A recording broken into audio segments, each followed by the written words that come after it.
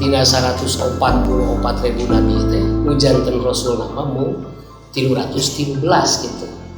Tahu pamit 313 mah nyandak syariat teh benten-benten gitu. Labet benten supados kahartos makin gitu.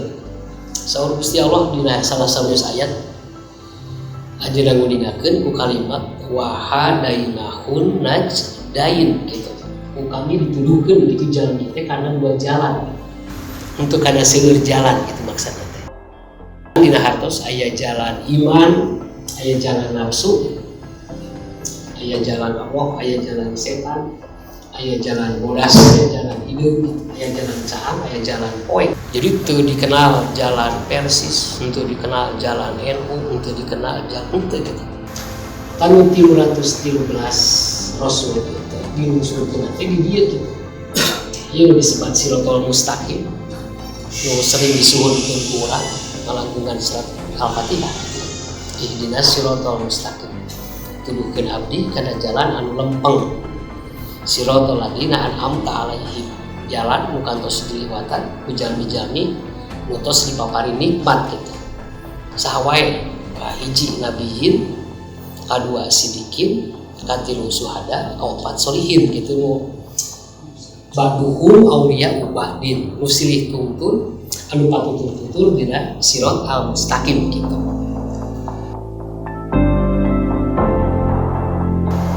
Urang coba didamel analogina aya nabi anak Adam pertama nabi anu diangkat ku Allah janten Rasul gitu. Rasul pertama teh jenengan Nuh gitu.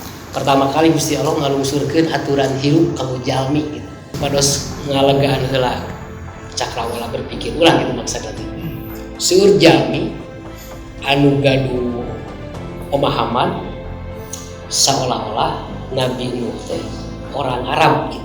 Padahal salah satu teu aya hiji oge ayat, teu aya hiji oge hadis anu ninggalkeun ieu Nabi Nuh teh orang Arab salah satu teu aya gitu.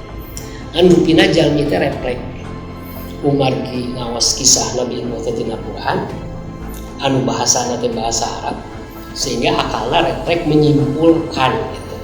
Seolah-olah Nabi Nuh teh orang Arab gitu. Padahal salah satu teu aya dasar sama sekali.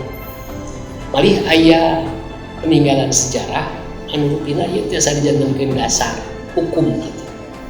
Sabaraha belas tahun kapungkur kapendak bangkaran para Nabi Nuh teh. Kapendakna teh di Turki gitu. Lajeng diparios ku para ahli sejarah kandungan karbona leres nuduhkeun ieu teh zaman Nabi Nuh gitu. Ukuran bentuk perahu doge leres nu disebatkeun dina kitab-kitab Taurat, kitab Injil gitu maksudnya.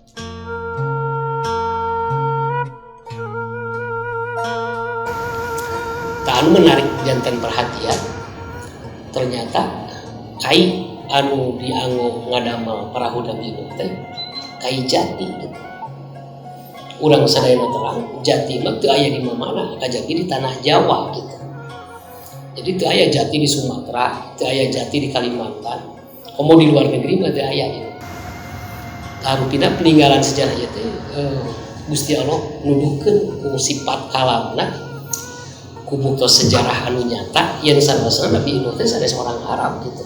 Tapi Nabi Nuh teh orang dieu gitu maksudna. Maksudna tulen anjeunna teh ti Sunda gitu.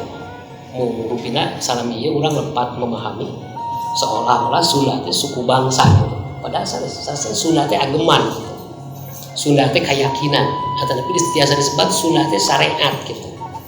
Sunda teh agama gitu maksudna teh. Janten syariat nu pangkolotna di alam dunia, syariat Sunda gitu. Mun panginten henteu ninggalkeun bukti tertulis sapertos Taurat, sapertos Jabur, sapertos Injil, sapertos Quran gitu maksudna. Tapi tina tradisi dari mulut ke mulut, yang sanesna di Sunda tos aya syariat gitu. Aya tata cara hirup gitu maksudna teh anu disikapina teh sakral gitu.